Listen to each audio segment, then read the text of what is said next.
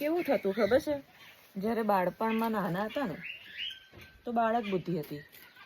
અમુક બહુ ઉંમરવાળાને કોઈને પેરાલિસિસનો એટેક આવ્યો હોય, પછી ઓછું દેખાતું હોય, સાંધાનો દુખાવો હોય, ઘૂંટણનો દુખાવો હોય, એટલે ચાલ કઢંગી થઈ જાય. એટલે આપણે હસતા, આવું મારી વાત કરું દરેક બાળકની, કે ત્યારે બાળક બુદ્ધિ હોય કે કઢંગી ચાલ થઈ જાય.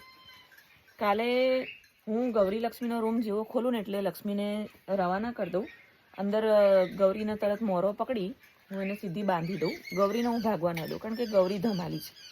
લક્ષ્મીને હજી એવી ખબર પડે કે હું ગમે ત્યાંથી પકડીને એને બાંધું ને તો એને વાંધો ના આવે. કાલે રૂમ ખોલ્યો અને સહેજ જરીક જ વાંકી વળી મોરો પકડવા, અને કમરમાં જોરદાર એવો કંઈક પ્રોબ્લેમ થયો. હવે મચેકાઈ કે ડિસ્ક પ્રોબ્લેમ શું થયો, આખો દિવસ એટલો ખરાબ ગયો, નીચે નમી ના શકી. માંડ ગૌરીને લાવી બાંધી, પણ લક્ષ્મીને બાંધવા માટે નીચે દોડું, નમી ના શકી. ના હું લક્ષ્મીનો મોરો પકડવા નમી શકી, વિપુલને બોલાવવો પડ્યો.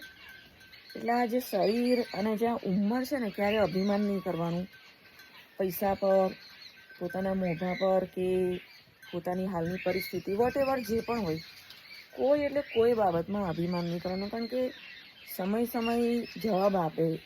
ઉંમર, આપણી હેલ્થ, આપણી પરિસ્થિતિ, પશુઓની, પ્રાણીઓની પણ પરિસ્થિતિ બદલાય છે, માણસોની પણ પરિસ્થિતિ બદલાય છે. મેં કાલે ઘણી વાર આવા હું પ્રોબ્લેમ ફેસ કરું એટલે મને એમ થયું કે હું શેર કરું. આપણે નાના હોય એટલે ઉંમરવાળા બહુ ધીમું ચાલતા હોય. અમારા એક સર હતા, ઓઝા સર, એ મારા બહુ ફેવરિટ હતા. ઇંગ્લિશના સર હતા, ઓઝા સર. એ બહુ ધીમે ચાલતા, કારણ કે એને બહુ જ ખરાબ પેરાલિસિસનો એક એટેક આવ્યો હતો ને, એમાંથી બહુ એને માંડ રિકવરી આવી, ને ચાલતા થઈ ગયા, દોડતા થઈ ગયા.